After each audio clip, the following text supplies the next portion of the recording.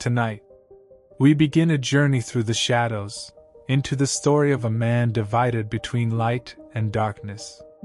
A man who was once hope incarnate, and became fear itself. So settle in, breathe deeply.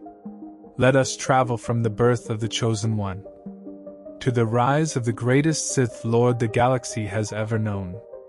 In an age of heroes and legends, one name echoes above all others: Darth Vader.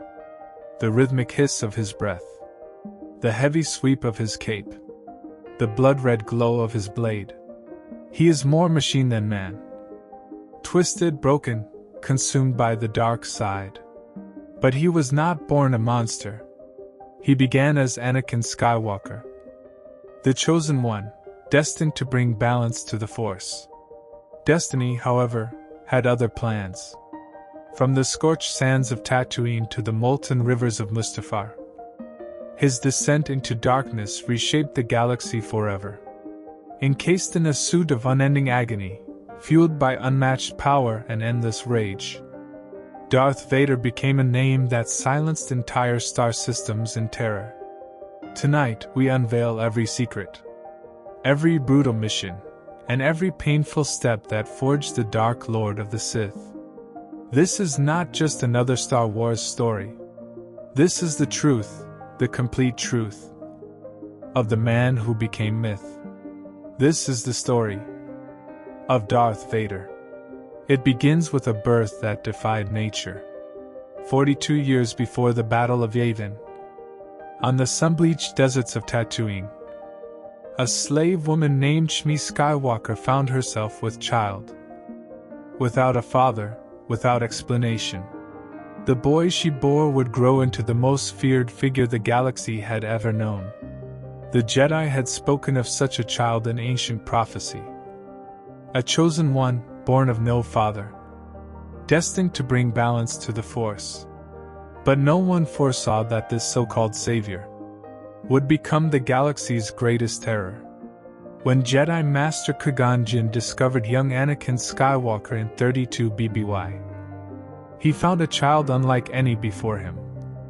With over 20,000 midichlorians per cell, a Force presence even greater than Master Yoda himself.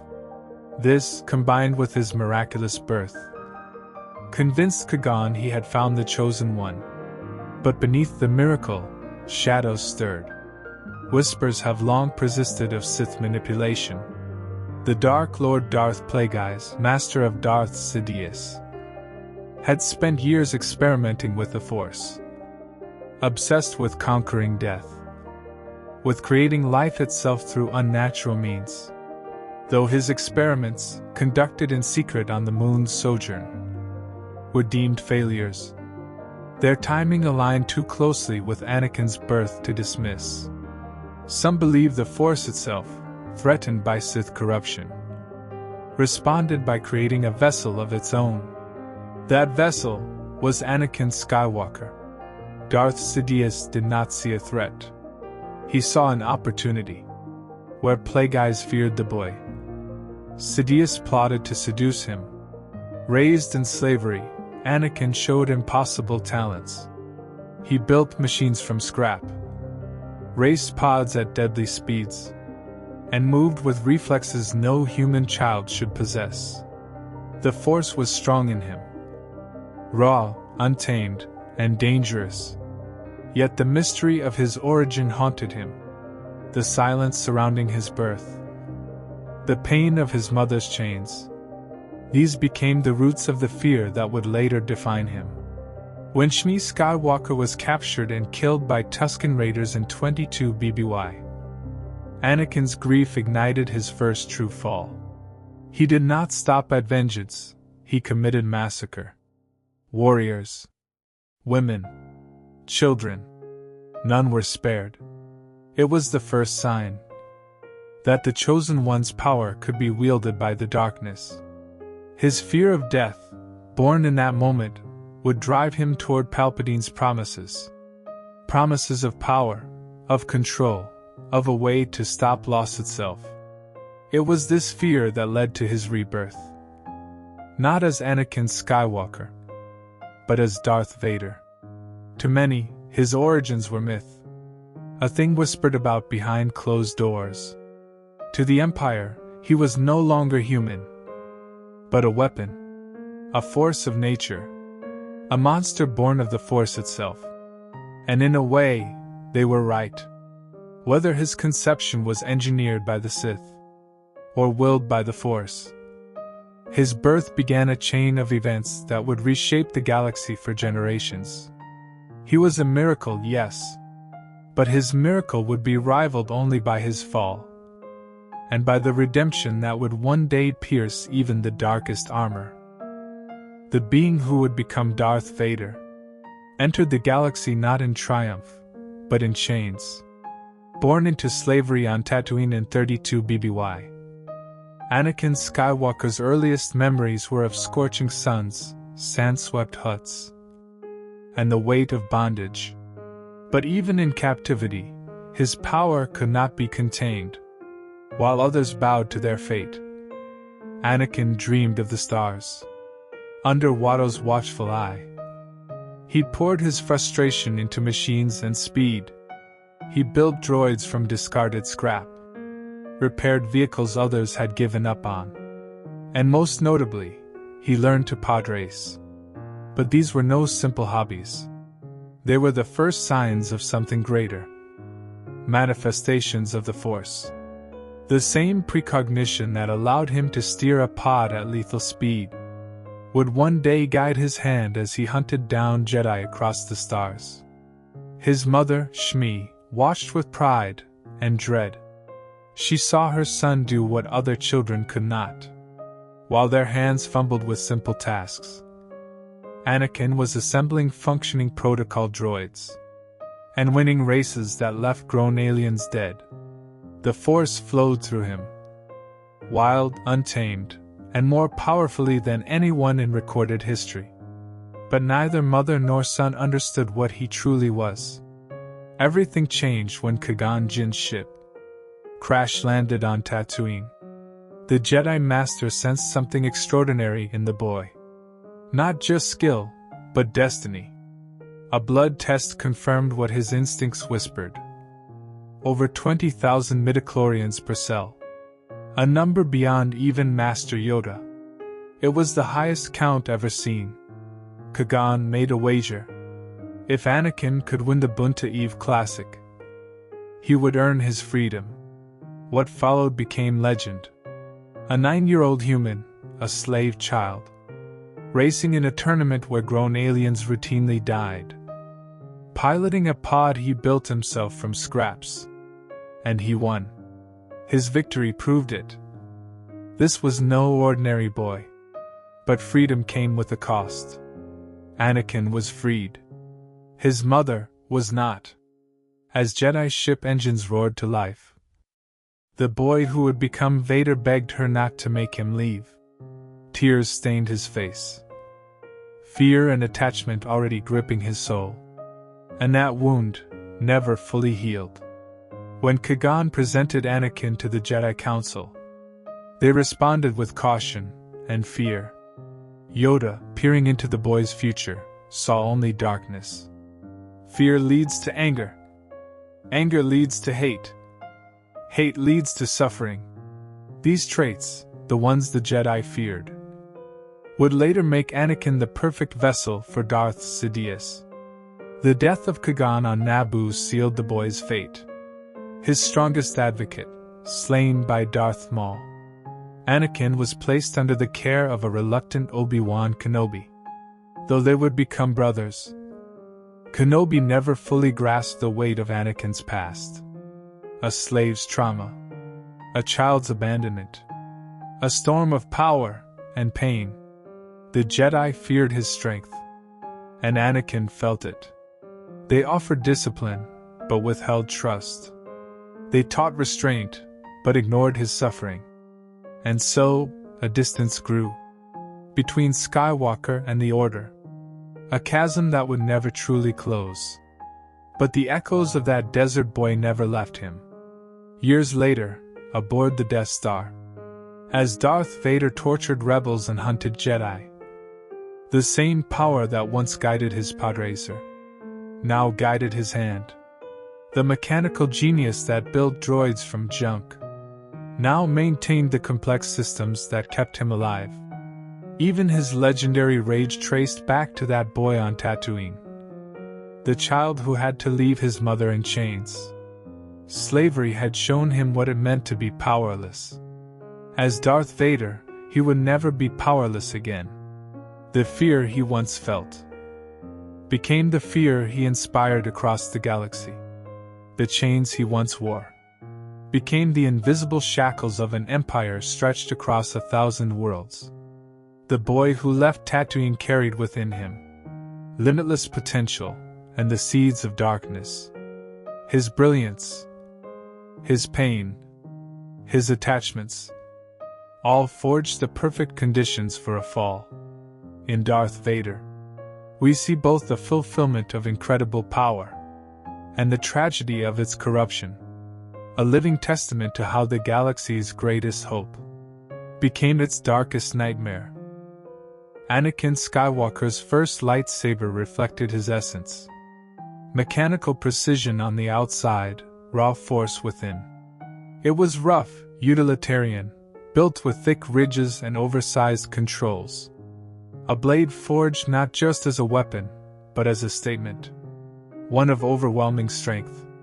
It would be destroyed in the droid foundries of Geonosis. But its aggressive design foreshadowed the fighting style that would one day make Vader legendary. But training as a Jedi was never easy for Anakin.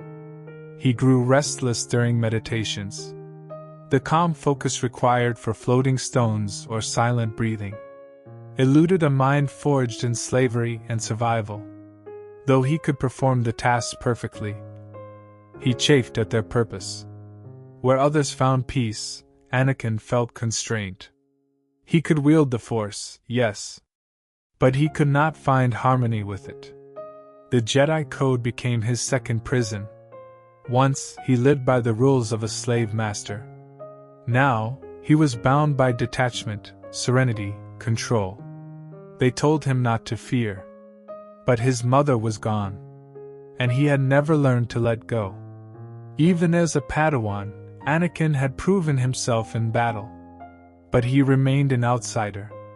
Fellow students found him distant, aloof, unknowable. He spoke little of his pain, even less of his past. This quiet isolation, the same solitude that would later make Vader so terrifying, began here. His mechanical brilliance, instead of being celebrated, was dismissed.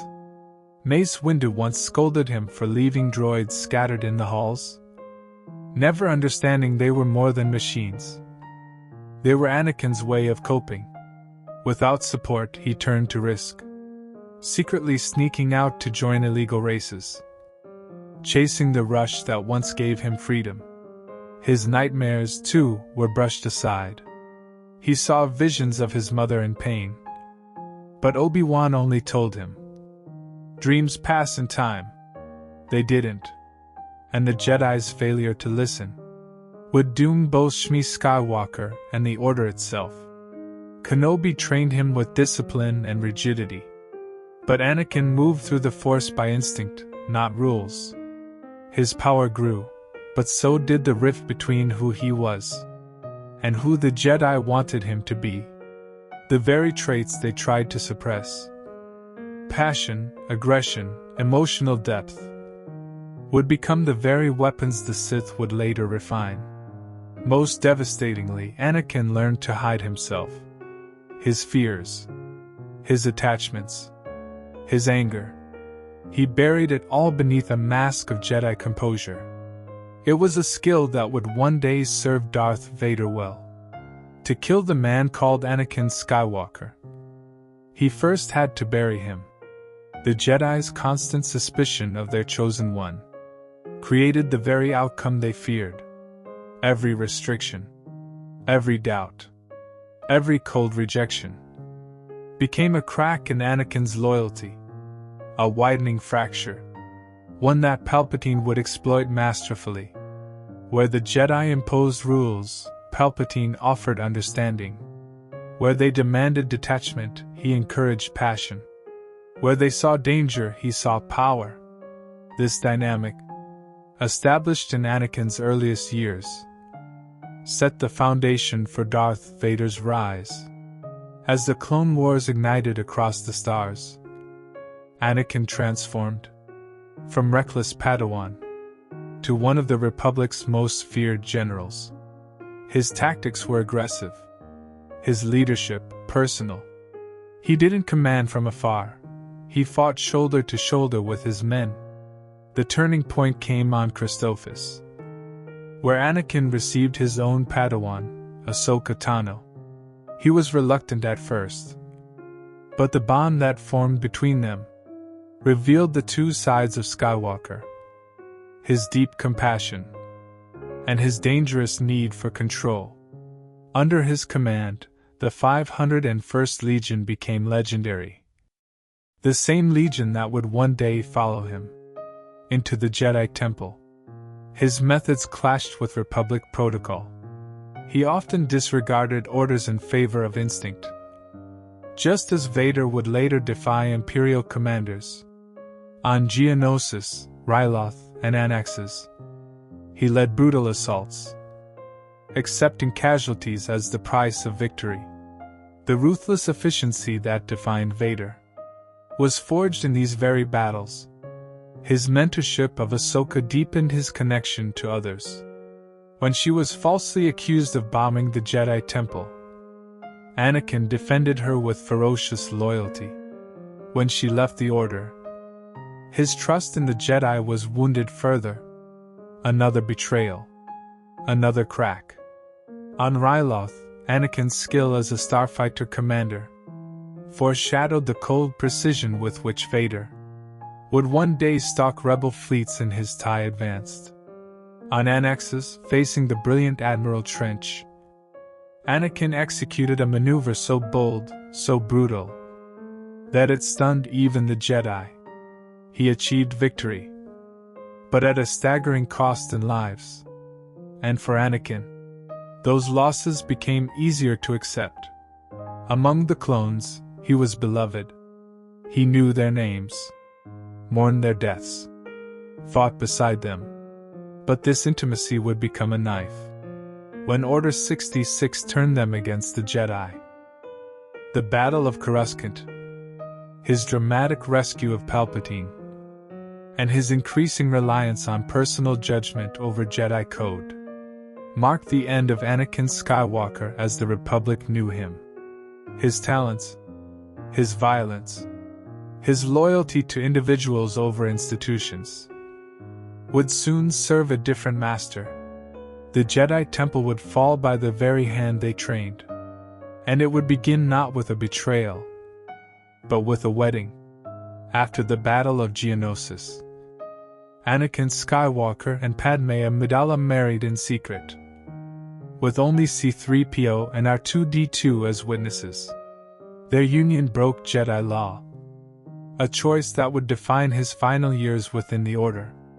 Every visit to Coruscant, every embrace stolen between missions, added pressure to the fragile mask Anakin wore. He lived in fear of exposure, haunted by visions of losing her, the same way he'd lost his mother. And when the Jedi once again dismissed his visions, tragedy returned. Anakin found Shmi, tortured, broken, and held her as she died in his arms. Her final words, "I love." Moments later, Anakin wiped out the Tusken Raider village. Every last warrior, woman, and child. It was his first full surrender to the dark side. Fueled by grief, fueled by rage, and fueled by a silence he could not break.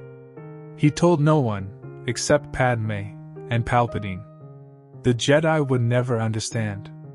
And that isolation grew. Their refusal to acknowledge his trauma, their suspicion of his loyalty, their rejection of his instincts, all drove him further from the light.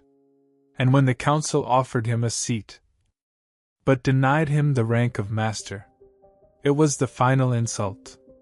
After years of service, of victories, of loyalty, they still did not trust him. Where the Jedi dismissed, Palpatine praised. Where the Jedi cautioned, Palpatine listened. He became the father the Order never was. By the time Anakin stood before the Council for the last time, he had already begun his descent. Every lie, every secret, every scar had led him here. His passion, his fear, his love would all become the very fuel that turned the Republic's greatest hero into its ultimate destroyer. Anakin's growing defiance of Jedi doctrine, his unresolved grief over his mother, and his deepening isolation from the Order, these laid the groundwork for his fall. But the darkness that would make Vader legendary, was already there, waiting to be unleashed. The grooming of Anakin Skywalker stands among the most patient and devastating acts of manipulation in galactic history.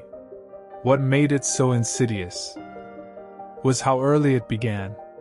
Palpatine, already Chancellor, began cultivating a bond with Anakin during his teenage years. He recognized a rare power, raw, emotional, untamed. And he knew that, with time, it could be twisted. During a training session at the temple, Palpatine observed an emotional outburst in young Anakin. It was all he needed to see. Using his political authority, he demanded personal access to the Padawan, citing their connection from Naboo. The Jedi resisted, especially Mace Windu. But the Council had no choice. Palpatine had spoken. Thus began a quiet war for Anakin's soul. Palpatine posed as a mentor, a father figure who understood. Where the Jedi offered restraint, he offered validation. Where they imposed silence, he offered understanding. He never pushed Anakin toward darkness. He simply opened the door and waited. When Anakin mourned his mother, Palpatine whispered, "Perhaps true power could have saved her." When Anakin resented the Council, he hinted, "Maybe they fear what you could become." And when the visions began, visions of Padme dying in childbirth, Palpatine made his final move. In his grand office on Coruscant, he told the tale of Darth Plagueis the Wise, a Sith so powerful he could create life and prevent death. The story was no myth. It was bait, designed with precision to pierce Anakin's deepest fear. Is it possible to learn this power? Not from a Jedi. That answer was the first step on the final path. When Anakin learned the truth, that Palpatine was Darth Sidious, it was already too late. He could not walk away. Not when he believed only Sidious could save Padme. What makes this betrayal even more tragic is what came next. Palpatine never possessed the power to save her. Together, we will discover the secret. But by then, Anakin was too far gone. The execution of Order 66 was the final blow. Palpatine activated the hidden command, and clone troopers across the galaxy turned on their Jedi generals. At the same time, he dispatched his new apprentice, Darth Vader, to the Jedi Temple. There, in cold silence, Anakin Skywalker murdered even the youngest Jedi. In a matter of hours, the Jedi were gone, and Anakin's transformation was complete. It was not a fall. It was a conquest. The Chosen One, meant to bring balance, had become a weapon of darkness. Palpatine didn't simply turn Anakin. He shattered him. He twisted his love into fear, his fear into desperation, and his desperation into obedience, all while wearing the mask of a benevolent ruler. This was not just the creation of a Sith Lord. It was the death of hope itself. The birth of Darth Vader came in fire, on Mustafar, amid rivers of molten lava. The final confrontation unfolded. Obi-Wan Kenobi and Anakin Skywalker, once brothers, now enemies, met in a duel that shattered the remnants of the Jedi Order. They fought with unmatched intensity. Each knew the other's moves. Each countered instinctively. What once was trust became deadly anticipation. As the duel raged, they moved across catwalks and platforms, until it ended on a black sandbank beside the burning river. Obi-Wan took the high ground and warned him, "Don't try it." But Anakin, blinded by rage, leapt. In one brutal stroke, Obi-Wan severed his legs and left arm. The former Jedi rolled toward the lava, his robes catching flame.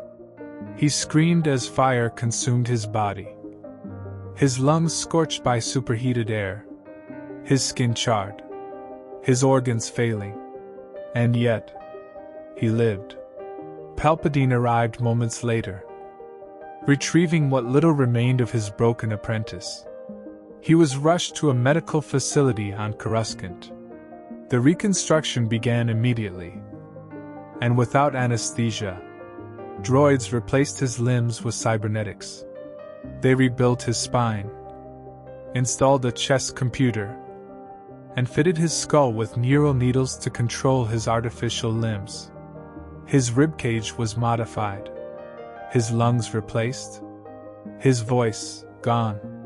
In its place, a vocabulator, installed within a sealed collar. His sight became filtered through a red-tinted mask, twisting the world into shades of blood and ash. His hearing muted, as if forever submerged underwater. At last, the helmet was lowered.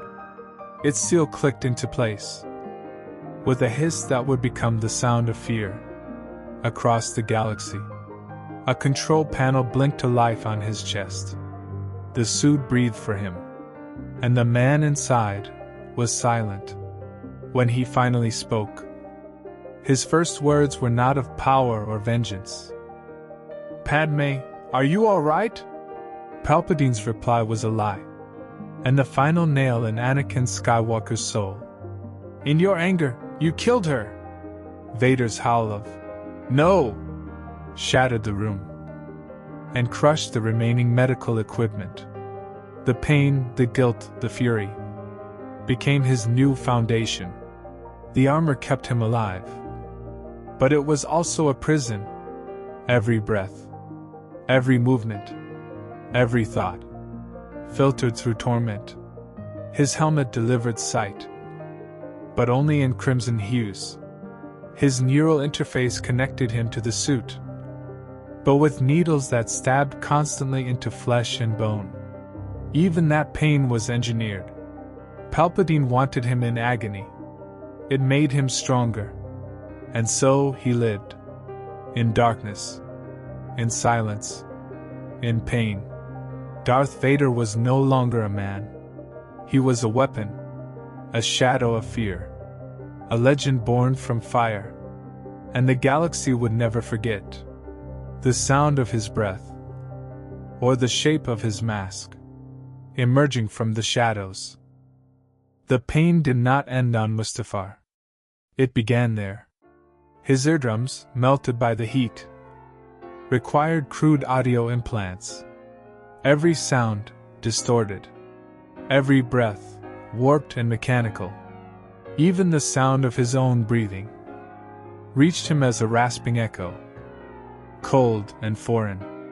The suit that kept Darth Vader alive was no marvel of Sith engineering. It was a prison, intentionally flawed, designed for suffering. The inner lining scraped against burned flesh. The shoulder armor alone weighed over 12 kilograms, making it nearly impossible to lift his arms above his head. His boots fit poorly, throwing off his balance with every step. The weight of the apparatus placed constant strain on his damaged spine, requiring repeated vertebrae replacements. His cybernetic limbs, connected crudely to bone and muscle, responded slowly, every movement a test of will. Even walking demanded intense concentration. The control panel on his chest regulated his breathing, but also irritated him constantly. It beeped at random. It overrode his instincts. He couldn't pant from exertion or hold his breath. Air came at a predetermined rhythm, indifferent to the needs of a living being. His suit chafed. The leather that protected his wounds offered no comfort, only containment. It had to be hermetically sealed. He could only remove it inside a specialized pressurized chamber. Vader lived in a state of sensory exile. He could no longer feel wind on his skin. He couldn't smell, touch, warmth, the press of life. All lost beneath layers of machine. Temperature regulation was poor. Too hot, too cold. Never right. Sweat had nowhere to escape. Moisture collected inside the suit, soaking burned skin and feeding further irritation.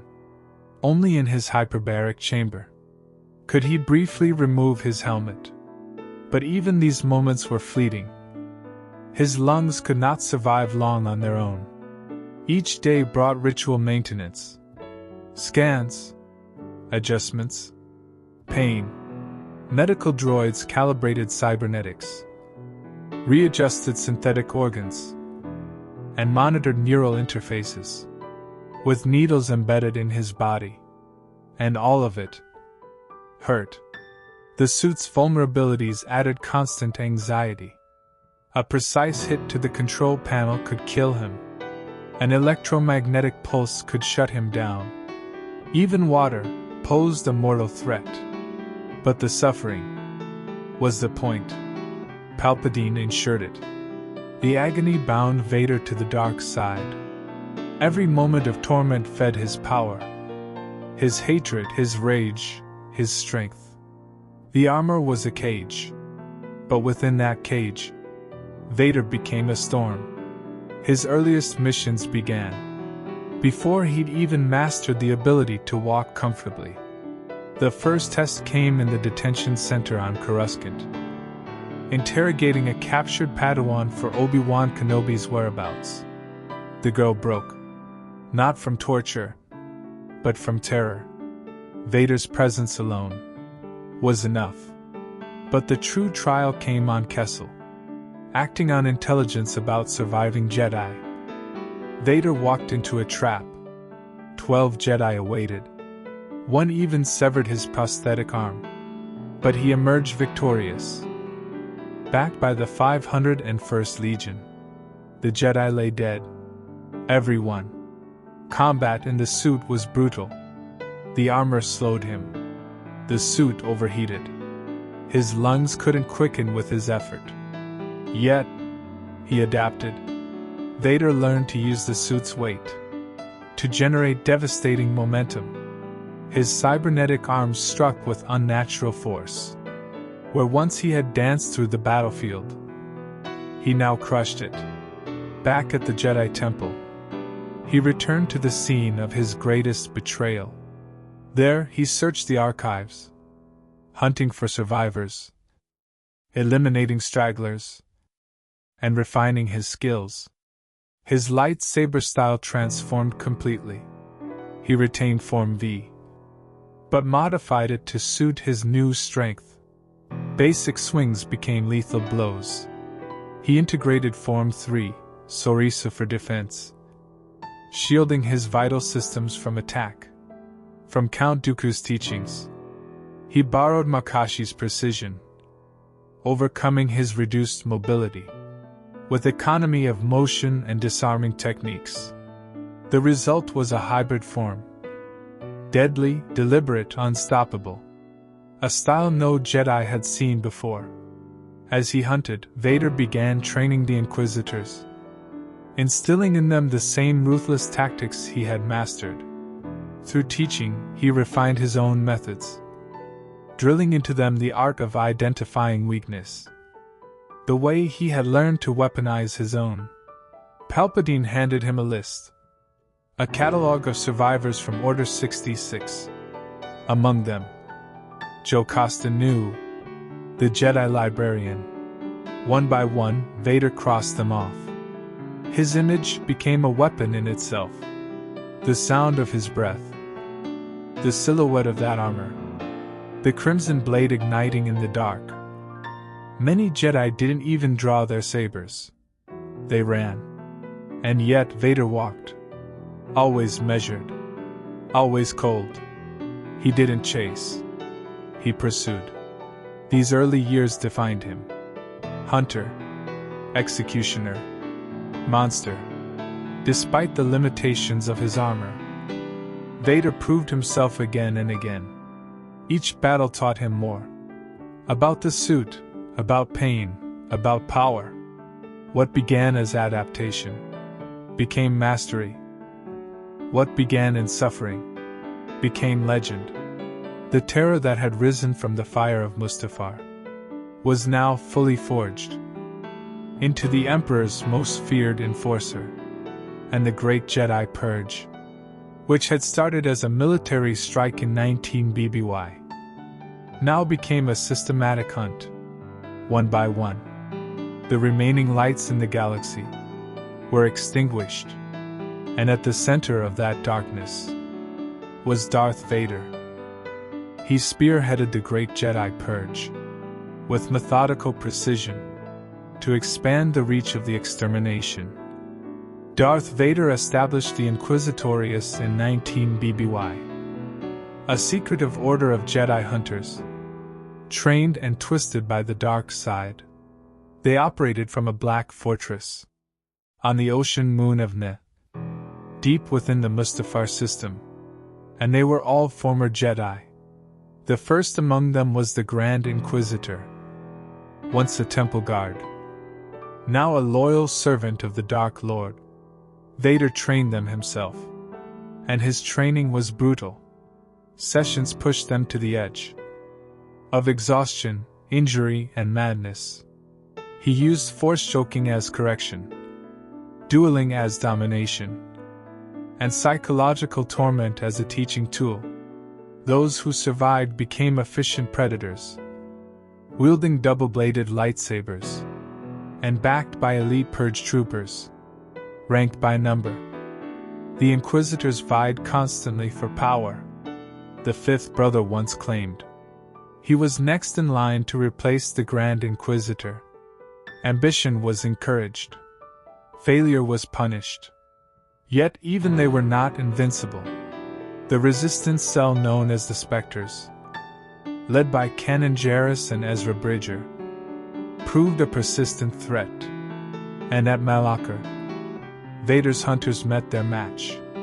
Slain by Darth Maul and Jedi blades. By 9 BBY, the fortress on Na had become both training ground and tomb. Captured masters like Tara Sinu were tortured but never turned. Even Vader's methods had limits. Still, the terror endured. Vader remained personally involved in the purge.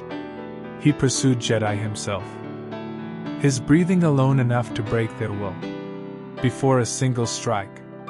While Imperial propaganda claimed he had slain hundreds, his actual blade found fewer targets. But each kill was a masterpiece of fear. The Empire's strategy was layered. Jedi weren't merely killed, they were hunted.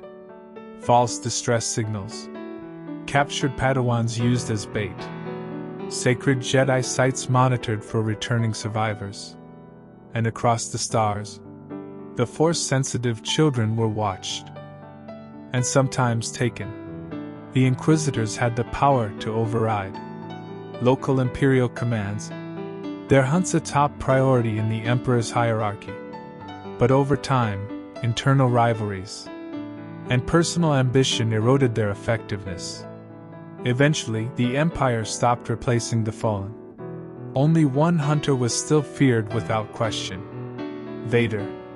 By the time of the original trilogy, the organized phase of the Purge had ended. Those few who survived had disappeared, cut off from the Force itself, lest they draw the attention of the dark side's most relentless servant. But Vader was not finished. After the destruction of the first Death Star, he began assembling a secret power base, beyond even the Emperor's watch. It began with a thief. Dr. Aphra, a rogue archaeologist, was caught stealing a protocol droid matrix. Vader saw potential in her and made her part of his private war. Her first task: recover 2 droids. 000, a sadistic protocol unit, and BT-1, a battle-hardened assassin droid. They became Vader's personal tools, operating outside standard Imperial protocols. The crown jewel came from Geonosis, where Aphra helped him reactivate a lost droid factory. There, he created his own army. The X-Series commando droids, crafted with titanium armor, fusion cutters, and elite combat programming. These units were expensive, nearly 18,000 credits each, but they were deadly. Capable of infiltration, assassination, and total annihilation. With his private army, Vader operated independently of Imperial command. He diverted elements of the fleet, launched personal missions, and pursued hidden objectives. He confirmed Luke Skywalker's identity, using these covert channels. Through secret missions to Tatooine and Naboo, Aphra's usefulness kept her alive, barely. She served under constant threat of elimination. Project Harvester was one such initiative, tracking Force-sensitive individuals within the Empire before they became threats or allies. Infants, like one rescued from Jedi Master Eth Koth, were taken quietly, their fates known only to Vader. These efforts formed a shadow empire, unknown even to the Emperor himself. An empire built to serve Vader's long-term ambitions. Yet even as he built, he remained under Palpatine's thumb, and the training did not stop. The Emperor engineered brutal trials, forcing Vader into life-threatening encounters against monsters, Sith agents, and Inquisitors. Each test was designed to erase Anakin Skywalker, once and for all. Under this merciless regime, Vader's powers grew. His Force telekinesis became catastrophic, tearing through machines, shattering bone and steel. He could stop an AT-AT in its tracks, disassemble it piece by piece. His cybernetics amplified his precision. He could move in 1/13 of a second, strike before a heartbeat, kill before a whisper. But his suit had limits. Force lightning, a classic Sith weapon, was denied to him. One surge would fry his life support system. So he evolved. He mastered new expressions of power: force crushes, environmental manipulation, telekinetic destruction. At the center of this transformation stood a monument. His fortress on Mustafar, built atop an ancient Sith cave. It took 9 separate attempts to complete. Each failure pushed him deeper into madness. Working with the Sith spirit of Darth Vader, Vader shaped the structure to focus dark side energy. A shrine of suffering, constructed on the very spot where Obi-Wan had left him burning and broken. The castle's spires functioned like massive tuning forks, amplifying Force energy. Its chambers allowed Vader to remove his armor only in specially pressurized environments. But beneath all this lay obsession. Vader sought not power. He sought Padme. The fortress was built to open a portal to the dead. Its architecture aligned with ancient Sith rituals, to breach the veil of life and death. He never let go. Not truly. As his power grew, so did his resistance to Palpatine. His pain, once used against him, became his fuel. His fortress became a lightning rod of darkness, capable of summoning lava storms, warping the very landscape with the force of his anguish. Even after his death, the stones of Mustafar remained corrupted. The cults came, drawn to the pain, to the legend. Under Palpatine's design, Vader became something unprecedented, a hybrid of metal and mysticism, power and prison. Where the Force ended, machinery began. Where light once lived, only darkness remained. But not all chains are eternal. Years after Order 66, he faced the one man who once called him brother, Obi-Wan Kenobi. Their clash was not just a duel, it was a reckoning. Vader fought with surgical precision, cold, mechanical, unforgiving. He had spent years replaying Mustafar, analyzing Kenobi's every move. And now, he knew how to break him. Each blow landed with purpose, not fury, calculation. His strength was no longer fire, it was steel. When Obi-Wan called him Anakin, Vader's response was final. Anakin is gone. I am what remains. Kenobi's voice cracked with apology. I'm sorry, Anakin, for all of it. But Vader, a shadow of sorrow and fire, replied, You didn't kill Anakin Skywalker. I did. It was not denial. It was not deflection. It was the truth. A truth he had chosen. The Jedi Knight was dead. The Sith Lord remained. And the galaxy would never forget his name. This was Darth Vader. Their duel's conclusion proved fateful. Not only for Jedi and Sith, but for master and apprentice. Kenobi's victory had once again proven that despite Vader's immense power, his former master could still defeat him. That truth tormented the Dark Lord. To Vader, Obi-Wan was not just an enemy.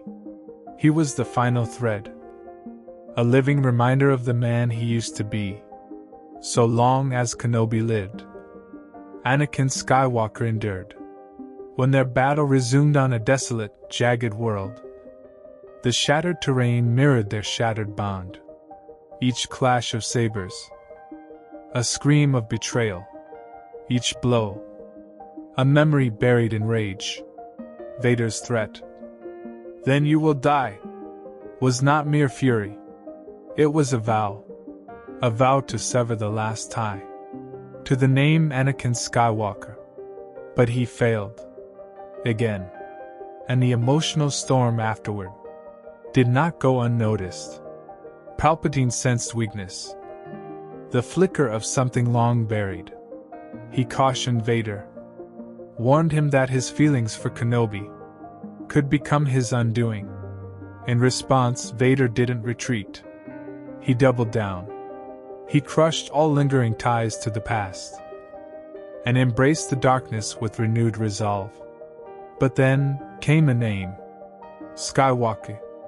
After the destruction of the first Death Star, Vader became obsessed with the Force-sensitive pilot who had done it. Boba Fett's discovery changed everything. The boy's name was Luke Skywalker. Palpatine had lied. Padme had given birth. And Obi-Wan had hidden the child on Tatooine. Vader's world shifted. The truth shattered 2 decades of belief. He was no longer just a servant of the Empire. He was a father. And now, he had a son. His priorities transformed. Imperial duties faded. Everything now centered around Luke. He built a secret network of spies and informants. He tracked every movement, planned every engagement. One of their first direct encounters came during the Battle of Rogas Vas. where Luke crashed into Vader's TIE Advanced mid-fight. Even as they battled, Vader held back, trying to subdue, not destroy. But the Emperor noticed, and he grew suspicious. While Palpatine hoped to corrupt Luke into a new apprentice, Vader envisioned something else entirely. A new future. A family.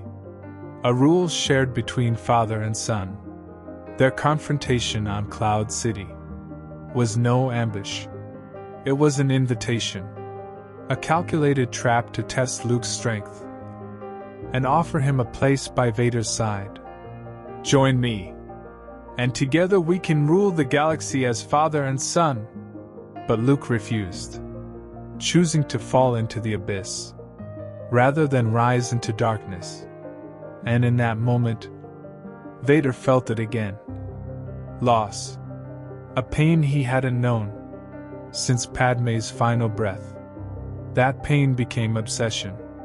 He diverted fleets, abandoned missions, punished failures without mercy. Nothing mattered. But Luke. He tracked his son's every move, analyzed every encounter, watched as Luke grew stronger. Not just as a Jedi, but as a symbol of hope. The more he saw, the more he remembered. Tatooine, Obi-Wan, Padmé. The past surged through his mind like static through the suit. It was not just pain anymore. It was longing. In private moments, Vader's hands trembled. His breath stuttered. The machine faltered. Because the man inside it remembered. The conflict was clear, and the Emperor saw it. Palpatine warned him again. Luke's presence was dangerous. A crack in the armor. A threat to decades of manipulation. And then came the daughter. He met Leia Organa aboard the Death Star, unaware of her true lineage. Yet, something felt familiar. Her defiance. Her will. Her strength. It all echoed Padmé. But Vader did not see it. He could not. The dark side had blinded him too long. Still, each encounter with his children pulled more of Anakin to the surface. In his meditation chamber, the silence was no longer peaceful. It was haunted. His scarred reflection stared back at him. A face split between past and present. The suit, once a prison, now became a mirror. Luke's refusal to join him at Cloud City reverberated like a cracked bell in his mind. It represented everything he had once hoped for, and everything he had failed to protect. His lightsaber strikes became erratic. His legendary precision slipped in key moments. He no longer fought with clarity, but with a heart divided, deep within his fortress. Surrounded by Sith artifacts and lava flows, he tried to silence Anakin's voice. But the fire outside now reminded him of what he had lost. Not just a body, but a soul. The final confrontation came aboard the second Death Star. Luke surrendered, believing there was still good in his father. Vader sensed that belief, and for a moment, he hesitated, as Palpatine revealed his trap. As he goaded Luke into anger, Vader watched, a silent shadow, and a father. When Luke attacked, their duel was savage, raw, emotional, desperate, and for the first time, Vader was surprised. Luke fought not to kill, but to reach him. As saber met saber, the echoes of Anakin Skywalker rang louder. Hope had returned, not to the galaxy, but to Darth Vader. The clash of red and green blades echoed through the Emperor's throne room. Father and son, locked in final confrontation. Vader's defense was measured, almost hesitant. The ruthless precision of the dark side was fading. Each strike was burdened with memory. each parry, a cry of what might have been. But then Vader reached into Luke's thoughts and found her. Leia. His threat to turn her ignited something primal in Luke. The young Jedi attacked with unrelenting fury, driving Vader back, blow after blow, fueled by raw emotion. The Dark Lord staggered. He fell to his knees, and Luke severed his father's mechanical hand. In that moment, they both paused. Luke looked at Vader's severed limb, then down at his own, also artificial. A mirror. A warning. He saw the path. He saw the end. And he chose not to walk it. I am a Jedi, like my father before me. With those words, Luke cast aside his saber and declared who he was. And Vader felt something he had not known in decades. Pride. Palpatine's response was swift and merciless. Force lightning tore through Luke, racking him in agony. Vader rose, watching, listening, remembering. Shmi dying in his arms. Padme begging him to turn back. Luke screaming for help. The breath that had chilled worlds faltered.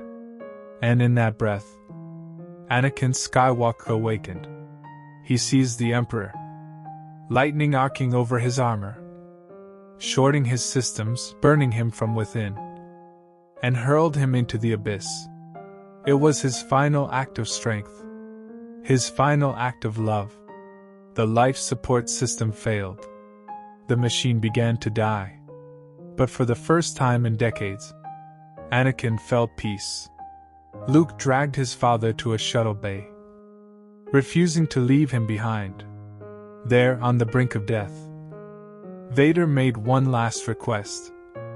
Let me look on you, with my own eyes. Luke removed the mask. And Anakin Skywalker, scarred, broken, reborn, looked upon his son for the first and last time. He spoke not of destiny, not of revenge, but of Luke's faith. His final words confirmed what his son had always believed. There was still good in him.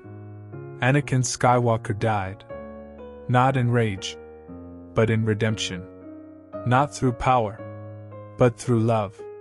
His return was so complete that he manifested in the Force, a shimmering spirit beside Yoda and Obi-Wan.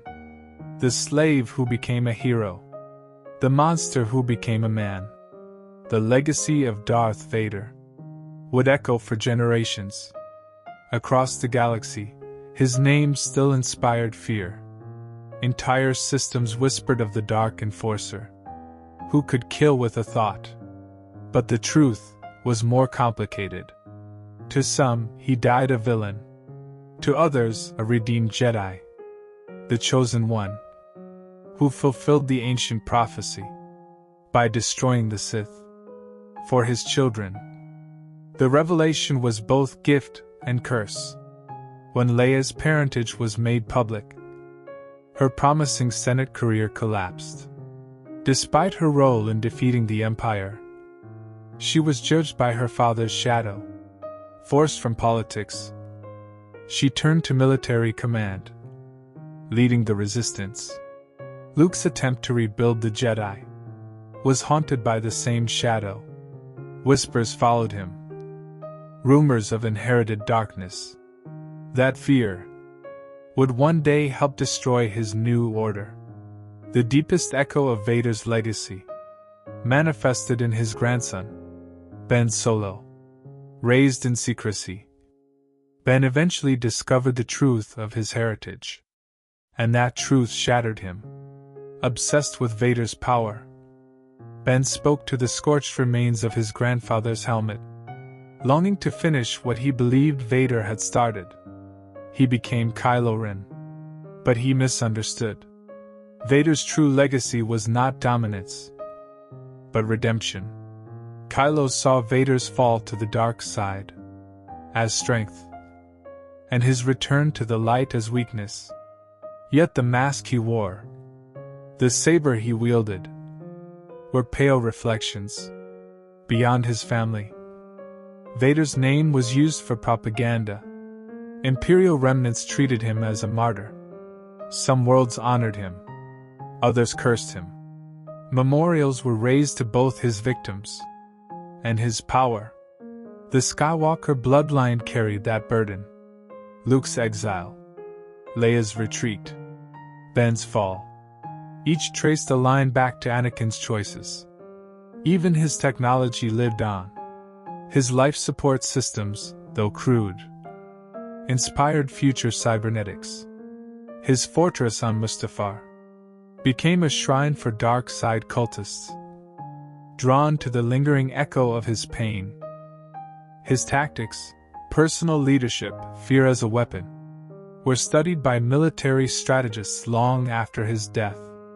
The First Order was built, in part, from the shadow of his command. But perhaps Vader's greatest legacy was not technological or political, but spiritual. His life told a story of power, loss, corruption, and redemption. A story that proved one eternal truth. Even those who fall completely into darkness can still find their way back to the light. Anakin Skywalker's destiny was not fulfilled through conquest, not through violence, but through choice. The slave who became a warrior, the Jedi who became a Sith, the Sith who became a father, chose, in the end, to save his son, and in doing so, saved himself.